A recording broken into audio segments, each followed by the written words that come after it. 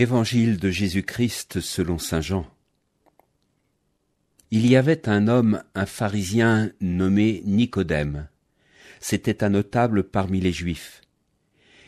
Il vint trouver Jésus pendant la nuit.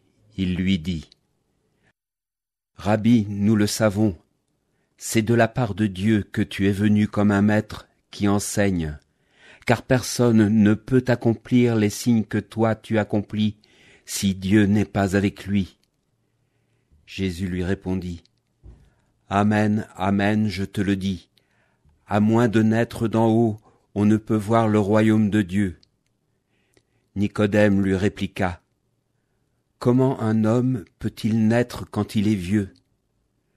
Peut-il entrer une deuxième fois dans le sein de sa mère et renaître ? » Jésus répondit : « Amen, amen, je te le dis, personne, à moins de naître de l'eau et de l'esprit, ne peut entrer dans le royaume de Dieu. Ce qui est né de la chair est chair, ce qui est né de l'esprit est esprit. Ne sois pas étonné si je t'ai dit, il vous faut naître d'en haut. Le vent souffle où il veut. Tu entends sa voix, mais tu ne sais ni d'où il vient, ni où il va. Il en est ainsi pour qui est né du souffle de l'esprit. » Ce pharisien qui vient voir Jésus est un juif profondément religieux, attaché à la loi et à sa pratique. Sa connaissance des Écritures en fait un maître capable d'enseigner et de guider le peuple. Nicodème est habité par ce désir de tout comprendre. C'est un cœur ouvert. Il a déjà saisi quelque chose de la personnalité de Jésus. Nous le savons, c'est de la part de Dieu que tu viens comme un maître qui enseigne. Jésus, comme nous dirions aujourd'hui, n'a pas fait les grandes écoles. Il n'enseigne pas selon les écoles rabbiniques de son époque, fussent-elles excellentes. Ce qu'il enseigne vient de Dieu, de la sagesse divine. Ces paroles vont aussi dérouter Nicodème, comme elles ont déjà dérouté les Juifs à Cana ou au temple dont il a chassé les vendeurs. Jésus va ouvrir Nicodème à d'autres réalités que celles que ce maître juif enseigne. Il emploie un mot à double sens, renaître. Naître de nouveau et naître d'en haut. Nicodème parle en connaisseur intellectuel des Écritures, en savant, et s'attache au sens premier du terme, au sens biologique, alors que Jésus l'invite à ouvrir son cœur à l'Esprit de Dieu. Il l'invite à une renaissance spirituelle. Devenir un être nouveau grâce à l'action de l'Esprit Saint en lui, comme il advient au baptême de chaque enfant, jeune ou adulte.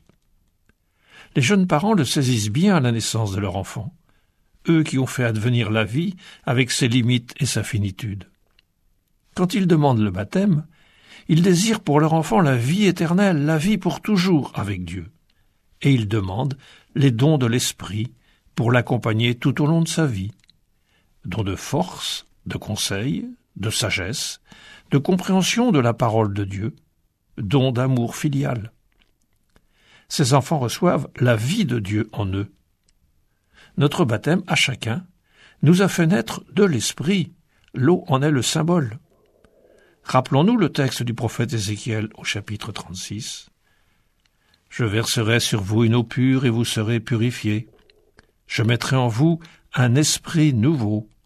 Je mettrai en vous mon esprit. » Notre esprit humain est incapable par lui-même d'accéder au mystère divin. Et pour aider Nicodème à entrer dans cette démarche nouvelle pour lui, Jésus utilise un autre symbole biblique, le vent. Sens premier de esprit, pneuma, déjà présent à la création du monde. Esprit qui planait sur les eaux et les berça du premier souffle. L'esprit est ce vent qu'on ne peut maîtriser, mais dont on sent les effets. Cet esprit créateur qui fait toute chose nouvelle. Et l'évangéliste Jean dit au chapitre 1er, « À tous ceux qui l'ont reçu, l'Esprit donne de pouvoir devenir enfants de Dieu, ils sont nés de Dieu. » Laissons-nous transformer progressivement par cet Esprit de Dieu qui agit en nos cœurs. Pour accéder au royaume de Dieu, il nous faut consentir au travail de l'Esprit dans notre intelligence, dans notre cœur, dans nos actes. Entrons dans la mouvance de l'esprit, dans ce souffle de Dieu, qu'ils deviennent véritablement la respiration de nos communautés. L'évangile du jour était commenté par Guy Bréjon, diacre permanent